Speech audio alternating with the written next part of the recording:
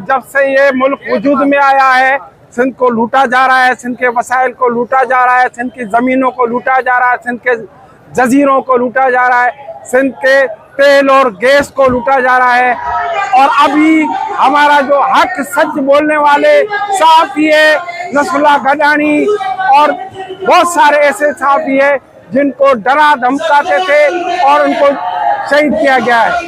ये रियासत को कराची चाहिए लेकिन सिंधी नहीं चाहिए, इस रियासत को सिंध के वसीले चाहिए लेकिन सिंधी नहीं चाहिए। लेकिन हम शहीद बशीर खान कुरैशी का तसलसल है, रहबर सिंध साईं जीएम सैयद के कदम तशद्दुद। पीपुल्स पार्टी को सिर्फ इक़्तिदार चाहिए।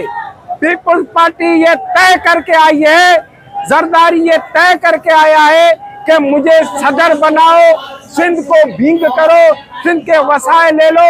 अभी आपने देखा है कि हजारों एकड़ जमीन है वो जो फौजियों को दी गई है, ये अपना एयरपोर्ट भी बेचा गया है, ये अपना गोरख हिल भी उनको दिया गया है, ये किंजर झील और कारूंजर जबल भी इन लोगों ने फरोख्त किया है।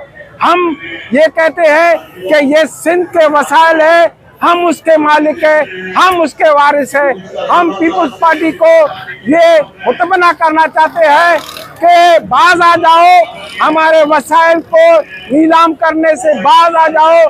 हमारी हजारों एकड़ जमीन आपने गैर मुल्कों को लाके वो जमा की है। हम चाहते हैं, हम अपने वसाइल हमारे हैं, आप कितना डराएंगे। आपने शहीद बशीर खान कुरैशी को जहर देके शहीद किया, हम उस पर नहीं डरे।